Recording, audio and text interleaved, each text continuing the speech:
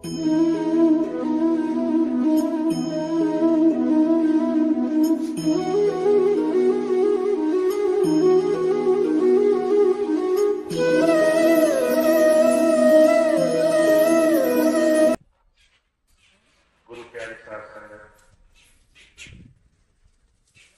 ही सुंदर समय है। आज सत्संग के इस पावन अवसर पर आप सब लोग बहुत दूर दूर से अपना समय निकाल करके आज के इस कार्यक्रम का हिस्सा बने हैं। अपने सारे काम पीछे छोड़ करके संतों महापुरुषों का क्या जीवन में एक दर्शन है, उनका क्या जीवन में वो आंतरिक स्वरूप का रास्ता है, उसे जानने समझने के लिए यहाँ पर अपना समय दे रहे। वो घड़ी वो क्षण हमारे जीवन में बहुत विशेष होते हैं जब हमें इस मनुष्य जीवन की सार्थकता समझ में आने लग जाती है। मनुष्य जीवन को अलग अलग तरीके से लोगों ने संसार में भोगा है और संसार में सुख के नाम पर, संतोष के नाम पर तरह तरह के भोगों में संसार लिप्त है। अगर आप पूरे विश्व की इस वक्त अलग अलग जा करके स्थिति देखें, हालात देखें, तो दुनिया दौड़ लगा रही है संसार की वस्तुओं को पा लेने की। कहीं ना कहीं मन में यह भाव है कि दुनिया की वस्तुएं सुख देंगी, दुनिया की बड़ी बड़ी पदवियां, दुनिया के धन दौलत रुपए पैसे के बहुत बड़े बड़े साधन सुख देंगे। और संसार आज के समय में माया के पीछे अंधा हो चुका है। वो जो कहा करते थे एक समय ऐसा आएगा जब कलयुग में भाई भाई को घर में जो एक दूसरे के साथ बड़े प्रेम से रहते थे, वो रिश्तेदार को पहचानने से ही बात करते थे। और वो समय आज हमें जीवन में दिखाई देता है जब थोड़े से धन के लिए, थोड़ी सी भौतिक संपदा के लिए, जमीन के लिए, दुनिया के सुखों की कामना के लिए लोग माया के अंधेरे में, अंधकार में डूब हैं। ऐसे समय में जहां माया चरम सीमा पर हो, काल का बड़ा भारी संसार में जोर चल रहा हो, जहां चारों तरफ हाहाकार मची हो, वहां पर शांति का अगर कोई रास्ता है तो वो सिर्फ हमारे अंदर है। बाहर संसार में किसी ने शांति को, सुख को, जीवन में संतोष को पाने का रास्ता नहीं पाया। महाराज उदाहरण दिया करते थे, कहा करते थे इस वक्त आप दुनिया के किसी भी स्थान पर चले जाओ जो पूज्य हो, तीरथ व्रत जब तक नियम संयम जो कुछ भी संसार में हो रहा है, उस सब को करने के बावजूद भी किसी को संतोष नहीं है। भय इतना है, संसार की हर एक चीज की पीड़ा इतनी है कि हर एक इंसान सिर्फ संसार के तरह तरह के साधनों को अपने भय से बचने के लिए कर रहा है। अगर ये पूजा नहीं करी तो ये नाश हो जाएगा, अगर वो पूजा नहीं करी तो कुछ नुकसान हो जाएगा। और जो संसार में बड़े बड़े धर्म के ठेकेदार हैं, वो भी भय की भक्ति कराते हैं, तरह तरह से भय दिखा करके तुमने ये नहीं किया, तुमने वो नहीं किया तो तुम्हारे जीवन में नुकसान होगा। महाराज जी कहा करते थे इस भय के कारण कि हमारा कुछ नाश ना हो जाए, इस पीड़ा के कारण कि हमारे जीवन में कुछ गलत ना हो जाए, संतोष की, सुख की चाह में हम जो भी जतन कर रहे हैं वो सब विफल हैं, किसी को रास्ता नहीं मिल रहा है। संसार में बाहर दौड़ते दौड़ते लोग दुखी हैं, पर जब संत आते हैं तो हमेशा से इस बात की परख हमारे जीवन में रख देने की कोशिश करते हैं। कलयुग में नाम आधारा सिमर सिमर नर उत्तरस्तारा। कलयुग में बाहर किसी के जीवन में कोई आधार नहीं है, जो भी आधार है जीवन में वो अंतर से मिलेगा। गुरु नानक देव जी महाराज कहते हैं, नानक दुखिया सब संसार सो सुखिया जिन नाम आधार। जिसको भी देखा दुखी देखा संसार में, और सुखी कौन है? जिसने नाम को अपने जीवन का आधार बनाना सीखा है, जिसने अपने जीवन में अंदर से उस प्रभु की धारा को समझने का रास्ता पा लिया है। हमारे स्वामी जी महाराज ने जब वेदों का भाष्य किया तो स्वामी जी कहने लगे, वेदों के, धर्म शास्त्रों के, तरह तरह से और महापुरुषों की वाणियों के अनुसरण में लोग बाहर दौड़ रहे हैं, और वेद क्या कहता है, धर्म क्या कहते हैं?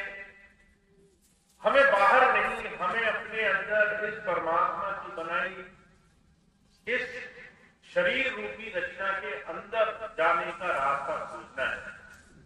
जो कुछ भी है वो अंदर से ही हमें जीवन में किसी सहारे से जुड़ सकता है। वो जो कृपाल सिंह जी महाराज आए, उन्होंने इस बात पर बड़ा जोर दिया कि अपने जीवन में अंतर्मुखी, अंदर की तरफ ध्यान तुम्हारा हो, इस तरह की प्रवृत्ति बनाने वाले बनो। गुरु जब भी आए संसार में आपको अंदर की तरफ जोड़ने के लिए आए, बाहर की तरफ से बचाने के लिए आए। बाहर संसार में तरह तरह से हाहाकार मची है, और शांति का रास्ता हमारे इस जीवन में अंतर जाकर के हमें मिलेगा। तो आज हम जिन महापुरुषों के सानिध्य में बैठे हैं, जिस हम गुरु परंपरा को जीवन में पाल रहे हैं, उसको मान रहे हैं, उससे अगर हमें कुछ पाना है तो हमारे जीवन में, हमारे स्वभाव में, हमारी प्रवृत्ति में गुरु की धारा का प्रवेश होना जरूरी है। अब ये कैसे होगा? इस चीज को आप अपने जीवन से परख सकते हैं। महाराज जी से एक बात कहते थे, हम आंखों देखी बात को मानने और उसका विश्वास करने के आदी हैं। अगर हमारे घर में खाने को रोटी ना हो और लोग खूब तारीफ करें कि आप तो बहुत समृद्ध हैं, धनाढ्य हैं, पैसे से बहुत अमीर हैं, तो आप अपनी स्थिति को देखेंगे और अपनी स्थिति देखने के बाद इस बात को झूठा ठहरा देंगे। जब मेरे जीवन में वो चीज नहीं आई तो फिर कहने से क्या फायदा है? अगर आपके मन में शांति ना हो, लोग कहें कि ये तो परम पद को पा चुका है, आप अपने मन को झांक कर देखेंगे कि हर रोज चिंताओं में मैं पड़ा हूं, आप इस बात को नहीं मानेंगे। परख करना, किसी चीज को अपनी यथा स्थिति से देख करके उस चीज को समझना, ये हमारी जन्मों जन्मांतरों से विवेक की एक बड़ी भारी परिकाष्ठा रही है। अगर कोई हमें कुछ भी बोले तो हम परखते हैं वो चीज सच है या नहीं है। हुजूर कहा करते थे, अध्यात्म भी जीवन में आचरण और परख का एक साधन है। आध्यात्म में आंखें बंद करने का नहीं, आंखें खोलने का सवाल होता है। धर्म, गुरु परंपरा आपको अंधी भक्ति नहीं सिखाती, आपको जीवन में आचरण और स्वभाव की परख करना सिखाती है। इसलिए महाराज जी कहा करते थे, अपने स्वभाव से इस चीज को परखो कि गुरु मुक्ता जीवन में आई या नहीं आई। अगर आपके जीवन में कुछ चीजें हैं तो वो आपके जीवन में गुरु की शरणागत होने से आपको दूर रखेंगे। कबीर साहब क्या कहते हैं? कहते परख करने का एक छोटा सा तरीका है, ना कामी क्रोधी लालची इनसे भक्ति न होए, भक्ति करे कोई चूरमा, जाति वर्ण कुल होए। अगर आपके अंदर, आपके स्वभाव में, आपके अंदर कामनाएं उपज रही है, कामना क्या है? कहते काम काम हर कोई कहे, काम न जाने कोई, जेती मन की कामना काम कहारो। मन में जो भी विचार आपको बेचैन रखेगा वो कामना है। अगर आपको इस बात की चिंता है कि मुझे सुख मिले तो ये कामना है। अगर आपको चिंता है कि मेरे पास 2 पैसे हैं ज्यादा हो जाते हैं तो ये कामना है। अगर आपको ये चिंता है कि दूसरे के पास मुझसे अच्छा है तो ये कामना है। और काम एक ऐसी चीज है जो जीवन में हमें उल्टे रास्ते, हमें विवेक से दूर ले जाती है। महाराज जी मिसाल फरमाया करते थे, एक बार एक भक्त हुआ, उसने भगवान की खूब भक्ति करी। एक दिन उसे अंतर में भगवान के, उस परमेश्वर के स्वरूप के दर्शन हुए। पर परमेश्वर हमारे अंतर की स्थिति जानते। जब उन्हें दर्शन हुए तो वो कहने लगे, मांगो क्या मांगते हो? कहने लगे, महाराज मैं चाहता हूं मैं जो भी इच्छा करूं वो मेरी इच्छा पूरी हो जाए। जब ये बात कही तो हमारे अंदर की स्थिति, हमें लगता है हमसे अच्छा कोई नहीं जानता, पर उस प्रभु से, उस मालिक से कुछ छुपा नहीं है। जब ये बात इसने कही तो अंदर से आवाज आई, ठीक है तुम्हारी जो भी इच्छा है वो पूरी होगी, पर एक शर्त है, जो तुम मांगोगे उससे दुगना तुम्हारे पड़ोसी को मिलेगा।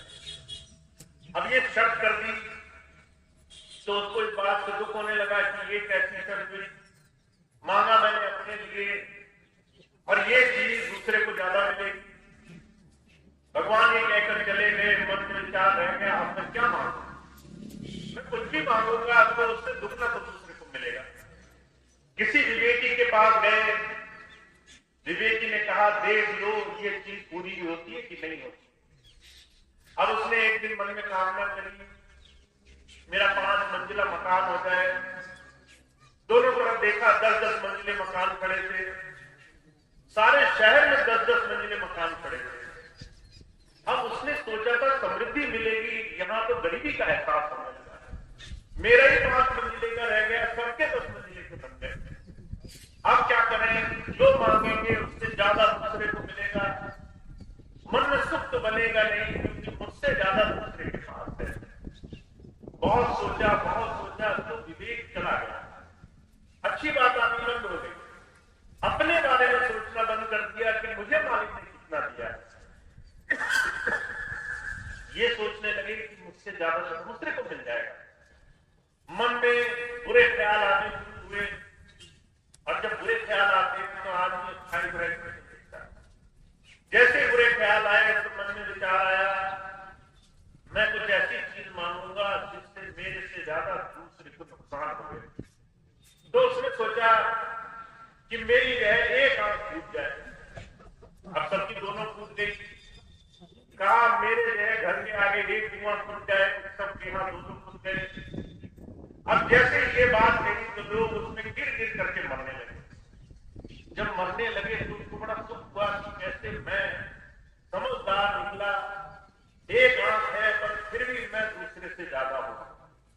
अपनी इस विषम गति में कि मुझे दूसरे से ज्यादा मिले, इस भोग में, इस कामना में, इस लालसा में उसे ये तक नहीं दिखा कि अब वो एक आंख से काना है, अब घर के आगे कुआं है, अब सारे लोग दुख में है, तकलीफ में है, परेशानी में है, पर खुद को सुख है क्योंकि दूसरे से ज्यादा है। तो जो क्या करते थे, काम बड़ी खतरनाक चीज है। कामना में हमें लगता है हम सिर्फ अपने बारे में सोचते हैं, पर कहीं न कहीं काम तरह तरह के विकार उत्पन्न कर रहे हैं। कहते काम से क्रोध उठेगा। अगर आपकी मन की इच्छा पूरी नहीं हुई तो क्या होगा? आपको गुस्सा होने लगेगा। आपके बच्चे आपकी बात न माने, क्या होगा? आपको गुस्सा आएगा। आपके घर में आपके मन की बात कोई माने नहीं, आप क्रोध में भरे रहेंगे। जब क्रोध निकाल नहीं पाएंगे तो क्रोध अंदर ज्वालामुखी बनता रहेगा। अंदर ही अंदर क्रोध में, अंदर ही अंदर जलन में, ईर्ष्या में, द्वेष में। बुजुर्ग कह रहे हैं काम से क्रोध, क्रोध से विकार, अंदर की तमाम चीजें एक से दूसरी, दूसरी से तीसरी, जुड़ी जुड़ी संसार में हमें भोग की तरफ ले जा रहे हैं।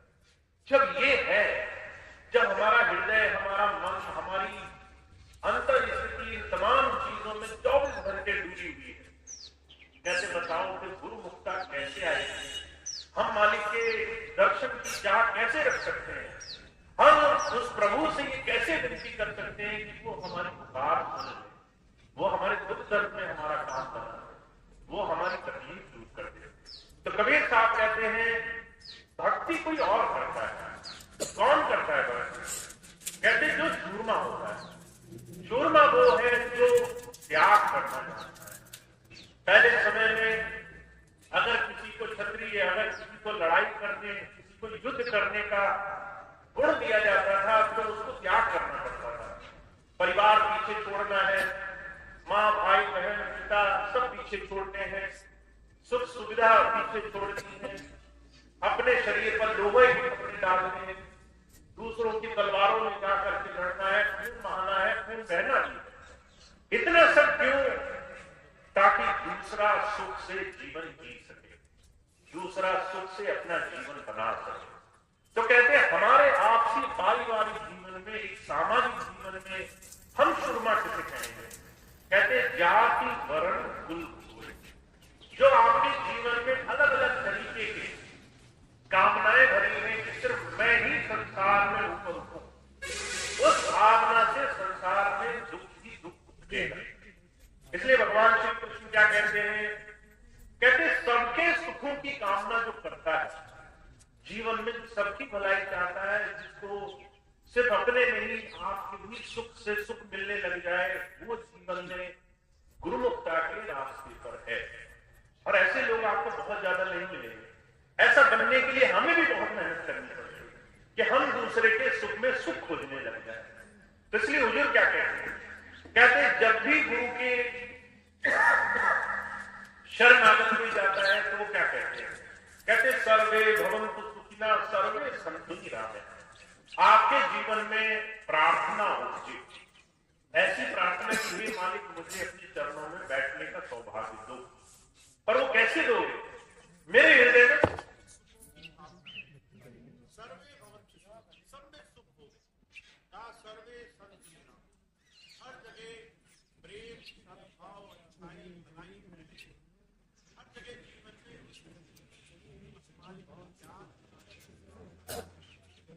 उसको बताने के लिए क्या करता है? कहते हमें के पास जाकर, जब आप किसी संत के पास जाते तो जो कहा करते थे आप जाते ही सब, अगर आप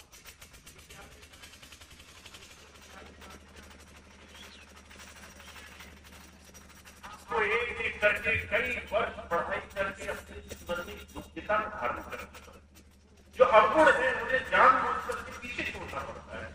बहुत सी ऐसी चीजें हैं जो आपको अच्छी नहीं लगेगी, वो भी छोड़नी पड़ेगी। मुझे अपना विद्यार्थी याद है, जब मैं बताऊंगा आपको भी याद आ जाएगा कि शायद आप भी इसी स्थिति में रहे होंगे। जब हम छोटे थे माता सुबह उठाते, उठो पढ़ाई करो। अब उसमें सुख कहाँ है?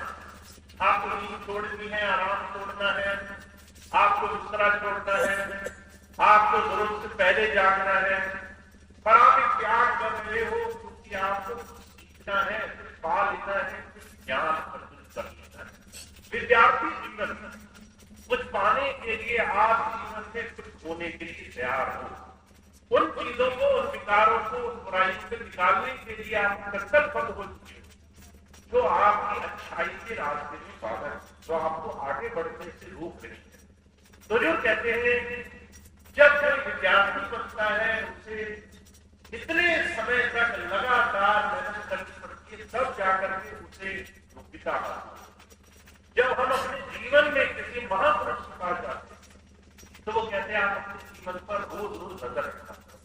आपका स्वभाव, आपका जीवन, आपके मनोवृत्ति, जो भी मन में आएगा, जो भी जबान पर आएगा, जो भी आप सोचोगे करोगे, उसमें अगर दया भावना नहीं, उसमें अगर सेवा की भावना नहीं है, उसमें अगर क्षमा भावना नहीं है, तो वो भोग, काम, क्रोध, इच्छा, द्वेष की तरफ आपको देख रहे हैं। आपको ऐसी जगह ले जाएंगे जहां पर आपके जीवन में आपको तकलीफ, परेशानी, आप अपने जीवन में गुरु का नाम लेने के बाद मन के पास। तो इससे छुटकारे का रास्ता क्या है? हमारे जीवन में हम गुरु की बात को धारण करके जीवन में उस दिशा में चले और परखते रहे। महाराज जी बड़ी सुंदर मिसाल फरमाया करते थे। बुद्ध हुए, बुद्ध ने अपने जीवन में बड़ा त्याग किया। महात्मा बुद्ध के नाम से आज हमारे भारतवर्ष को विदेशों में लोग बुद्ध संप्रदाय के रूप में भी जानते। बुद्ध संप्रदाय की शुरुआत हुई तो महात्मा बुद्ध और भारतवर्ष से ही। पर एक समय के बाद जब लोगों ने देखा कि वो किसी भी तरीके से हमारी सहूलियत पर खड़े नहीं उतर रहे तो उनको बाहर निकाले। पर जो कहा करते थे आप उसके जीवन को देखते, सब कुछ त्यागने के लिए जो विकार है, जो बुराइयां हैं, त्यागने के लिए उन्होंने बड़ा कष्ट कहा। पहले घर से बाहर निकले, अपने सुख सुविधाएं त्यागने के लिए उन्होंने जीवन सादा बनाया, सरल बनाया। अच्छे कपड़े छोड़ दिए, कटे फटे कपड़े पहने, सुंदर बाल काट दिए, पूरी तरीके से सर वो जो है गंजा करके पूरी तरह से सौंदर्य से पूरी तरह से ऐसे जीवन में आ गए जहां पर पूरी की बाहरी चीजों की जो निशान रहता है। जब वो अपने राज्य में रहे तो लोगों ने पीछा नहीं छोड़ा, तो उस राज्य से बाहर निकले। पड़ोसी राज्य के लोग पहचानते थे ये तो सिद्धार्थ है, राजकुमार है, तो जो है उनसे पीछा छुड़ाने के लिए और आगे मुझे कहा करते थे उसके जीवन में कहां सुख था। उन्होंने घर परिवार छोड़ा, सुख सुविधाएं छोड़ी, उन्होंने पत्नी छोड़ी, बच्चा छोड़ा, इसलिए ताकि उन्हें अपने जीवन में परम पद पाना। आज अगर हमें अपने जीवन में कुछ पाना है तो हमें इतना कठोर सब करने की जरूरत नहीं पड़ती, पर फिर भी हमें अपना स्वभाव बदलने की बहुत बड़ी आवश्यकता है। कबीर साहब क्या करते थे? गृहस्थी सेवे साधु साधु सुधरे राम, क्या में कुछ रोका नहीं करे दूसरे काम। साधु ने तो बड़ी भक्ति करी, उसने तो बहुत त्याग करके भक्ति करी, पर अगर हम गृहस्थ में रहकर उतना नहीं कर सकते तो क्या कर सकते? सब साधु की बात को ईमानदारी से पालन कर सकते, क्योंकि उसकी बात की पालना जीवन में बदलाव लाती। बुद्ध के जीवन की घटना आती है। एक बार हुआ पूर्ण नाम था उसका। पूर्ण जो है बहुत साल गुरु जी की सेवा में रहा। गुरु जी जैसे बोलते थे वैसे ही करता था, कभी प्रश्न नहीं किया उसने कि गुरु जी ऐसा क्यों करना है, वैसा क्यों करना है। गुरु जी ने कहा कि नंगी जमीन पर लेट जाओ तो वहां लेटते। गुरु जी ने कहा पूरे दिन भूखे भिक्षा मांगनी है, भिक्षा मांगनी। गुरु जी ने कहा कि दूसरों की सेवाओं में समय लगा दो, सारा समय। ऐसे त्याग से उसने बुद्ध की सेवा करी, बुद्ध से निरंतर सीखते रहे, गुरु जी से निरंतर ज्ञान लेते रहे। गुरु जी क्या सिखाना चाहते? एक दिन बुद्ध कहने लगे पूर्ण को, पूर्ण तुमने मेरे साथ जो सीखना था सीख लिया, अब तुम जाओ बाहर और जा करके जो मुझसे सीखा है लोगों को बताओ। जब ये बात नहीं, पूर्ण कहने लगे गुरु जी मैं तो नादान वाला हूँ, आपके साथ रहता हूँ, मुझे कुछ आया नहीं, और मैं अगर बाहर गया तो जो है कौन मेरी बात सुनेगा, कौन मेरी बात जानेगा। लोग तो मुझे बहुत बुरा भला कहेंगे, लोग तो जो है मुझे बड़ी हीन दृष्टि से देखेंगे। तो बुद्ध ने 3 प्रश्न किए। पहला सवाल किया, पूर्ण मानो मेरी बात मानकर तुम बाहर गए और जाकर के तुमने सत्संग किया, लोगों को मेरी बताई बात बताई, लोगों को ये ज्ञान दिया, सब कुछ अंदर जोड़ो, अंदर उस प्रभु में अपनी आस्था जोड़ो, अंदर से ही हर एक चीज का उत्तर पाओ। परमात्मा उस दिन तुम्हारे अंतर हो जाएगा जिस दिन दुनिया के आसरे तुम छोड़ दो। एक बार उसका आसरा पकड़ो। तुमने मेरी बात की सबको बताई और मान लो तुम्हारी बात सुनकर के लोग नाराज हो, बहुत गुस्सा किया, आए बड़े अक्षर बोले, गालियां निकाली, खूब तरह तरह की बातें बोली, तो तुम क्या करो? क्या सीखा है? तो पूर्ण था कहने लगा महाराज मैंने यही सीखा है कि लड़ने में कुछ फायदा नहीं, हाथ जोड़ूंगा और हाथ जोड़ करके कहूंगा कि हे प्रभु अच्छा है, गालियां निकाल रहे, अगर ये चाहते तो मुझे पीट भी सकते थे। ये 100 लोग अगर मुझे पीटने लगते तो मैं अकेला कौन सा लड़ लेता है? लड़ करके मैं क्या कर लेता? मैं तो शुक्र मनाता हूँ उससे गालियां निकालते। बुद्ध ने दूसरा प्रश्न पूछा, कहने लगे सोच कर देखो, अगर गालियां ना निकालते पर तुम्हारे को पीटने लगते, मारने लगते, तब तुम क्या करते? तो बोर्ड कहने लगा, महाराज मैं क्या कर सकता हूँ?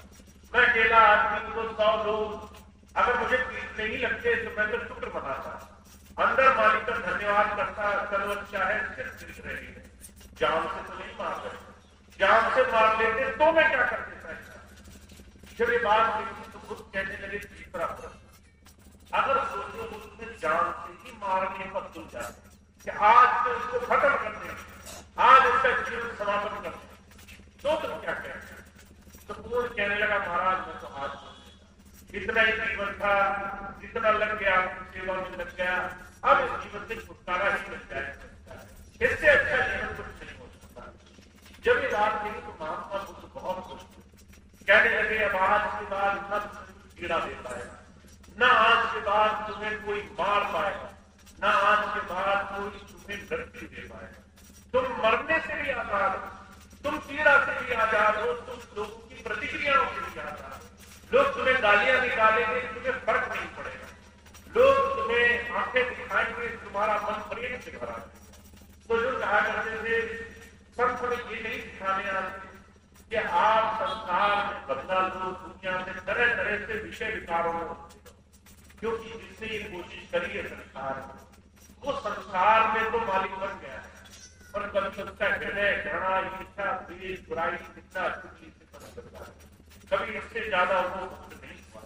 और जो कहा करते थे अगर तुम्हें विश्वास न है, किसी ऐसे इंसान को देखना जो खूब संसार में तरह तरह के विकारों में, किसी ऐसे इंसान को देखना जो बहुत गुस्सा करता हो, ऐसे इंसान को शांति से देखना, उस इंसान को 2 घड़ी का वो अंदर भी जल रहा है बाहर भी जल रहा है, दोनों तरफ आग लगी, वो जितना बोलता है उससे 100 गुना ज्यादा अंदर ही अंदर जलता रहता है। बोलने से 10 घंटा पहले सोचेगा कि मुझे आज जा करके इससे हिसाब लेना है, बोल लेगा उसके बाद 10 घंटा तक सोचेगा अभी मैंने काफी नहीं किया, अभी मुझे और जा करके हाथ में। जो कहा करते थे जो अंदर से जल रहा है संसार में अधोगति में नरक की तरफ भाग रहा है, ऐसे में झूठ हमें क्या सिखाने?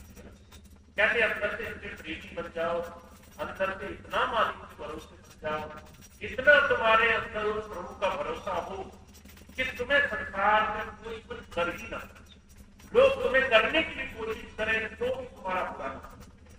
महाराज जी मिसाल फरमाया करते थे, एक राजा था, उसने अपने वजीर को, अपने सबसे बड़े मंत्री को मौत की सजा सुना दी और कहने लगे जाओ उसको कह के आओ कि आज शाम 6 बजे उसको मौत की सजा दी जाए।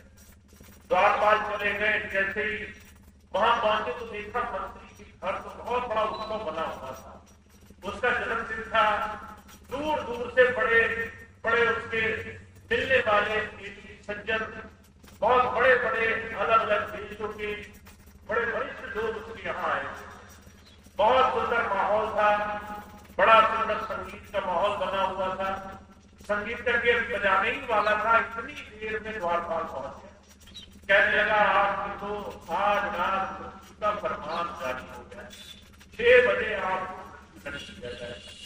अब इतने लोग खुशी में थे उतने ही गंभीर हो गए, बजाने वाला जो वाद्य बजाने वाला था, संगीत करने वाला था, वो दुख में भर गया, परिवार के लोग आए थे मन में पीड़ा भर गई, दूर दूर से लोग मित्र आए थे खुशी मनाने के लिए, बड़ी दुख में आ गए। और एक वो मंत्री था जो कहता था अरे बड़ी देर तरीके में तो बहुत समय बाकी है, अभी इतनी जल्दी तुम परेशान हो, 6 बजे ये दिखाना है, अभी तो तुम नाच गा सकते हो, अभी तो तुम संगीत बजा सकते हो, अभी तो तुम आनंद मना सकते हो। लोग सवाल करते थे, कहते थे तुम कैसे आदमी हो, तुम्हारे मौत का फरमान आया है। मंत्री कहता था फरमान 6 बजे का आया है, अभी परेशानी क्या है, अभी अगर तुम नाचो गाओ खुशी मनाओ तो इसमें इससे अच्छा क्या होगा। लोगों ने बहुत सवाल किए, आखिरी में एक सवाल किया कि महाराज अगर तुम्हें 6 बजे जाना ही है तो उससे पहले हमारे नाचने गाने खुशी मनाने का मतलब क्या है? मंत्री कहने लगा, इससे अच्छा तो कोई और मतलब हो ही नहीं सकता है। मेरी आखिरी याद इस बात से जुड़ी होगी कि लोगों ने मुझे हंस खेल कर दिया, रो धो करके चीखते चिल्लाते दुख बनाते याद किया। और उस मंत्री ने लोगों को विवश किया कि संगीत बजाओ, भोजन करो, खुशी से रहो, एक दूसरे के साथ खुशी मनाओ। लोगों ने बेमने से किया सब किया। ये बात देखने के लिए राजा खुद आया। राजा को आश्चर्य हुआ, ऐसा भी कोई व्यक्ति है मरने से पहले ये जो है हंस खेल रहा है, खुशी मना रहा है। उसने मंत्री से पूछा, कहने लगे तुम्हारे अंदर की गति कैसे आई? तो वो कहने लगा, महाराज अगर मैं उस पीड़ा से जो बाद में आने वाली है, अगर अपना आज का ये समय बर्बाद कर सकता हूं तो उससे ज्यादा दुर्भाग्यशाली जो आया नहीं उसके लिए मैं आज क्यों बर्बाद करूं? जो अभी है ही नहीं उसके लिए मैं अभी से पीड़ा नहीं सकता। ये बात राजा ने सुनी और कहने लगे, कोई नहीं मान सकता। जो मृत्यु को पहले जीत कर बैठा है, जो मरने को सिर्फ घटना मान रहा है, जिसके लिए मरना सिर्फ एक काम है, 6 बजे होना है, 6 बजे करके मुक्ति करेंगे, उससे पहले जो है उसे तो जी। जब ये बात राजा ने देखी तो उसने उसकी मौत को सजा माफ कर, कहने लगा तुमसे अच्छा इंसान तो जीने योग्य है, उसे मौत मार करके मृत्यु दे करके मुझे क्या? तो जो कहा करते थे, हम सब अगर पीड़ाओं में जो नहीं है उसके दुख में, जो हमारे जीवन में आगे हो सकता है उसके भय में अगर किए तो हमारे जीवन में जो प्रभु ने मिल किया है उसको हम सुख से जीवन नहीं गुजारना। तो संत आते हैं, कहते हैं आज प्रभु ने बहुत किया है, अपने जीवन को धीरे धीरे इस आज से अच्छाई की तरफ से जितना तुम आज में रहोगे उतना तुम्हारा ये आज बढ़ता जाएगा। जितना सुख की याद करोगे, जितना सुख में अभी रहोगे उतना सुख बढ़ेगा, जितना दुख में आज रहोगे उतना दुख तुम्हारा बढ़ेगा। तो अपने जीवन में उस प्रभु की देख को, दात को समझो। तुम्हारे जीवन में बहुत कुछ तुम्हारे पास मालिक के दिए हुए जीवन में अच्छे अच्छे तुम्हारे जीवन में सुख में साधन। अभी कुछ दिन पहले सेवा का एक आयोजन था, हम ऐसी जगह गए जहां पर अंधे बच्चों में था। बच्चे अंधे देख नहीं सकते, ऐसे स्कूल में वहीं रहना, वहीं खाना, वहीं पढ़ाई करना। जब हम वहां गए उसको मिलने के लिए तो जो है बच्चों ने बड़े अच्छे अच्छे गीत सुनाए, बड़ी अच्छी अच्छी चीजें कर दिखाई। हमने उनसे पूछा, हमने कहा ये बच्चे तो हमसे अंधे हैं, इनको तो ये लगता होगा कि हमारे पास कमी है, दूसरे के पास ज्यादा है। तो उनके जितने भी शिक्षक थे वो कहने लगे, ये तो एक बार भी नहीं सोचते कि हमारे पास कुछ कमी, ये सोचते हैं कि हमारे पास कुछ इतना ज्यादा है, और जो मिलता है उसको इतना खुले हाथों लेते हैं कि वो उस चीज में प्रसन्न रहते हैं, खुश रहते हैं, उनकी कमी का एहसास। तो जो कहा करते थे भरोसा विश्वास वो चीज है जिससे आप जीवन में सुख में रहकर, जो है उसकी प्रशंसा करो, जो नहीं है उसकी चिंता क्या, जो हमें मिला नहीं उसके लिए हमें क्या पीड़ा लेनी, जो है उसके लिए जीवन में शुक्र मनाना। इसलिए मुझे एक ही बात कहा कि अपनी तुलना हमेशा उससे करो जिसके पास कम हो। अगर तुम्हें 2 हाथ मिली तो किसी अपन को देखो, अगर तुम्हें सुंदर वाणी मिली तो किसी ऐसे को देखो जो गूंगा, अगर तुम्हें नजर दी तो उसको देखो जो अंधा है, अगर शरीर स्वस्थ दिया तो उसे देखो जो भुखमरी में जी रहा है। अगर तुम सभी जगह नजर रखो तो उस प्रभु की दया मिलेगी। और अगर तुम अपने से सक्षम को देखोगे, तुम सब जमीन पर हो, कोई मोटरसाइकिल पर निकल गया, नजर उस पर रहेगी, दिल पीड़ा से भरेगा, मन में सिर्फ अपने आप को पाना और अपने आगे कुआं खोदने का भाव रहेगा ताकि दूसरे को पीड़ा मिले, हमें उससे सुख नजर आए। तो जो कहा करते थे ऐसी संत नहीं कराने, संत कहते हैं अपने जीवन को उस प्रभु की दया वो तभी होगा जब आपको जो मिला है और जो आपका जो जीवन है उसको सुखमय बनाने के लिए आपका ध्यान गुरु मुक्ता में बना है। तो आपके पास बहुत कुछ है, उसका गुणगान करो, उसकी प्रशंसा करो, बनाओ, आपके पास जो है बढ़ता रहेगा। आप अंदर से मालूमाल हो गए तो आपके जीवन में किसी चीज की कमी आप हो गई है। ऐसा सुंदर साधन, ऐसा स्वभाव, ऐसा जीवन देता है। और ऐसे गुरु के साथ अगर हम सच्चे दिल से जुड़ गए, सच्चे मन से उस बात का आचरण करने लगे, उनकी बात अच्छी लगी और रोज मानने लगते, तो जीवन वो पूरी तरह से चमत्कार हो। तो हम बहुत भाग्यशाली, ऐसे सब तो महापुरुषों का सानिध्य मिला है, उनकी दया से जीवन का मौका मिला है। ऐसे जीवन को सुखमय बनाया जाए, ऐसे जीवन को गुरु कृपा से किया जाए, जीवन को सुख और आनंद में गुरु की दया को नजर में रखते हुए है, जिससे जीवन में हम हर एक गुरु की कृपा का जीवन से लाभ हो। तो बहुत सारी बातें कहने को, सबसे बड़ी बात मैं आपके सामने रखता हूँ कि हमारे लिए गुरु की दया उसके वचनों का आचरण है।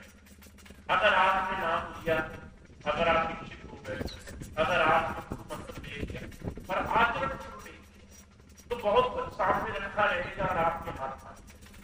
और अगर आपका भरोसा बनने लग गया, आपका विश्वास बनने लग गया, तो जीवन में बदलाव आना शुरू होकर आप अंदर से भरपूर होते हैं। जिस दिन आप अंदर से मालूमाल हो, उस दिन दुनिया में कोई आपको चीज नहीं सकेगा, ना आपको दुख दे सकेगा, ना आपको पीड़ा दे सकेगा, ना आपको जीत सकेगा। आप हर तरह से संपन्न रहो, जीवन में प्रभु की दया से आप मालूमाल रहो। ऐसी दया हमें पानी दया से जुड़ना है। इसके लिए जीवन को गुरु की बात ज्ञान से जोड़े, गुरु की बात पर अपना जीवन थोड़ा थोड़ा आभास रखिए, जिससे आपका लाभ। तो मैं सिर्फ दो ही बातें इसमें, जितनी भी बात कही, दो ही बातें सरल करके आपके सामने रखता हूँ। पहली चीज, अपने आचरण स्वभाव पर करता है। अगर आपका स्वभाव हर रोज काम में, क्रोध में, ईर्ष्या, द्वेष, लोगों की कही हुई बात पर प्रतिक्रिया करने में गुजर रहा, कोई आया दूर कर दे गया, आपके मन में पीड़ा भर गई, आपके मन में क्रोध भर गया, तो ऐसे जीवन का क्या लाभ। वो जो कहा करते थे, ये तो ऐसे हुआ जैसे तुम्हारे जीवन की चाबी उसके दूसरे के हाथ में है, उसके पास हमारे घर का बटन है, वो जब चाहेगा तुम्हें नाराज कर देगा, जब चाहेगा तुम्हें क्रोध में भर देगा, जब चाहेगा तुम्हें ईर्ष्या, निंदा, बुराई में भर देगा। इसलिए जो कहा करते थे, अपनी शक्ति अपने पास लो, अपने आप को लोगों के हिसाब से मत जीना शुरू करो, अपने आप को प्रभु की दया से जीना शुरू करो।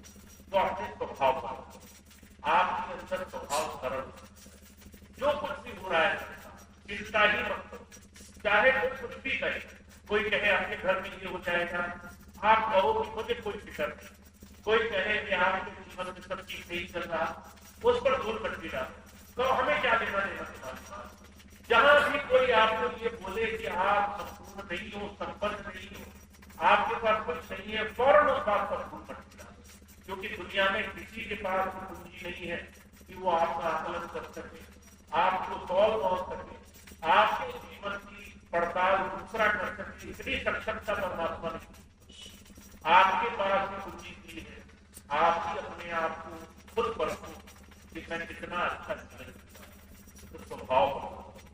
और दूसरी, अपने जीवन में ऐसे कर्म करो, ऐसी जगह बढ़ो जहां पर कुछ अच्छाई है, किसी को दुख ना दे करके, किसी को ना तकलीफ दे करके, किसी को ना परेशान करके अगर जीवन किया जाए तो बहुत सुखमय हो। तो प्रेम भाव, गुरु की बात को जीवन में आना। तो ये दो ही बातें मैं कहता हूँ, जब आप इन पर ध्यान रखें बहुत कुछ प्राप्त हो। तो इसी बात कहकर मैं इस बात समाप्त करता हूँ। आप सब बहुत बहुत धन्यवाद, सभी भाई बहन समय दिया। हमारे क्षेत्र के सभी भाई बहन जिन्होंने इतना सोचा कि आज